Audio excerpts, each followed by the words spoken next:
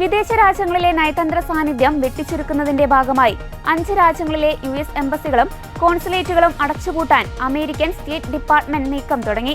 ഇതു സംബന്ധിച്ച് US കോൺഗ്രസിനെ ഔദ്യോഗിക നിർദ്ദേശം കൈമാറിയതായി അന്താരാഷ്ട്ര മാധ്യമങ്ങൾ റിപ്പോർട്ട് ചെയ്തു.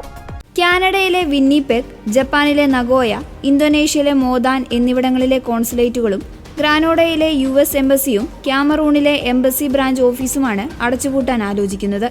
പ്രത്യേക ഭൗമരാഷ്ട്രീയ പ്രതിസന്ധികളൊന്നും നിലവിലില്ലാത്ത സാഹചര്യത്തിൽ ഒരുമിച്ച് നിരവധി വിദേശ മിഷനുകൾ പ്രവർത്തനം അവസാനിപ്പിക്കുന്നത് US നയതന്ത്ര ചരിത്രത്തിൽ അപൂർവമായ സംഭവമാണ്. അനാവശ്യ ചിലവുകൾ ഒഴിവാക്കി നയതന്ത്ര സംവിധാനം കൂടുതൽ കാര്യക്ഷമമാക്കുക എന്ന ലക്ഷ്യത്തോടെയാണ് ഈ നടപടിയെന്ന് സ്റ്റേറ്റ് ഡിപ്പാർട്ട്മെന്റ് വക്താക്കൾ അറിയിച്ചു. ചില ചെറിയ വിദേശ മിഷനുകൾ പ്രവർത്തിപ്പിക്കുന്നത് സാമ്പത്തികമായി ലാഭകരമല്ല എന്നാണ് ഭരണകൂടത്തിന്റെ വിലയിരുത്തൽ.